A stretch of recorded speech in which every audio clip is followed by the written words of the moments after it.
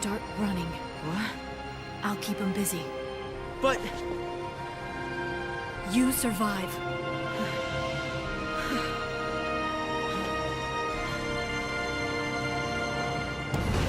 Missions before. Missions? A year ago, I made a tribute to my favorite character, Lightning, and you can't mention her without Hope Estheim in the same sentence, at least in the first game. I feel as if Sarah wouldn't be as underrated as claimed. Hope plays a way more specific role in Lightning's life, and it changes during the entire plot multiple times. With Sarah, it's always the same. She's in trouble and needs to be rescued. But Hope one time is wimpy and whiny, then an inventive fellow, he's a genius, and God's vessel. Normally, I don't stretch the depiction out to all the sequels and side plots, but his appearance literally transforms in each game of the XIII saga. Now you're thinking like a pulseless sea. He occurs very early in the story, being shown at the side of his mom, Nora. At the age of only 14 years, he loses his mother and is being left alone. This is one of the traumas he has to deal with. The background to this finds its origin at a vacation trip with his mother.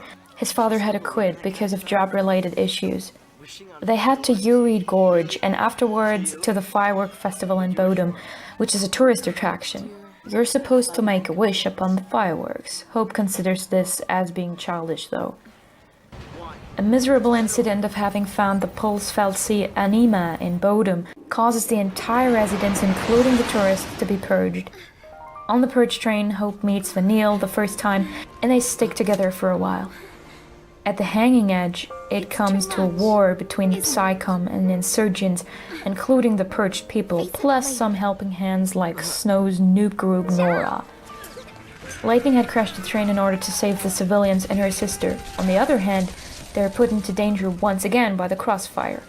Hope's mom overestimates herself while taking a gun, and Snow's too dumb to hold her properly, so she tumbles into her death.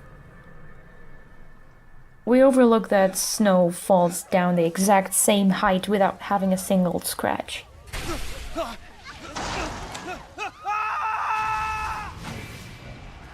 Anyway, Hope doesn't manage to talk to Snow, which makes him even more angry and deadly sure of him being the murderer of his mother. Vanille and he wander across the confusing halls inside the Pulsfeldsee until they meet the rest of the team watching Sarah turn into crystal. Instead of carrying themselves into safety, they decide to fight the Feldsee. That only leads them to becoming a Lassie as well, another one of Hope's traumas.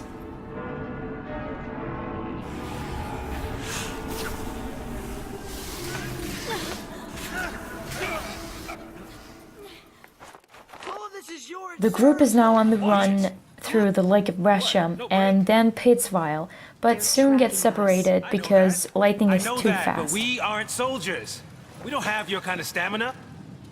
You got enough to complain. With her if I were you. Saz and Vanille choose another way, but Hope sees his only chance of talking to Snow in following the cold-blooded sergeant. At first she's annoyed and wants to get rid of him, but Hope directly proves his creativity and perseverance. Well, he's got the best teacher in the world, I guess. He becomes trustworthy when he covers Lightning's back in Gabra Whitewood, and finally faces his fear as he confronts Snow with his fault in Palom, his hometown. He seems to get stronger and ease his aggressions against everyone. I suggest he couldn't be mad with Snow any longer after he was carrying him all the way to his home. He even gets a better relationship to his father and is able to leave with a good conscience. During their fight against Orphan in order to rescue Cocoon, Hope gets almost as tough as Lightning. Sometimes he brings up wise sayings that are far above his age. In the end, though, he is alone. Saz has got his son back, Snow is together again with Sarah and Lightning, Vanille and Fang are somehow united, but Nora stays really dead. After the fall of Cocoon within the actual timeline where Lightning had disappeared, Hope finds her knife on the ground and believes she is inside the pillar holding up Cocoon. He starts to investigate and is so talented that at the age of 20 he becomes the director of the academy in the city of Academia, with Alyssa as his secretary. He does researches and time traveling and meets Sarah and Noel meanwhile, who can use the portals to travel time. This is a circumstance which causes him to not remember some conversations they had. One thing he clearly passes on to them is the matter with the oracle that Yule can use in order to claim prophecies. These somehow seem to alter as often as Sarah and Noel try to change the past for a brighter future. Even I couldn't follow the story plot anymore at some point. Anyways, as soon as Hope gets the kick out of time traveling, he and the others warp 400 years into the future and find themselves in the middle of an enhanced academia. The gates haven't been shut down yet.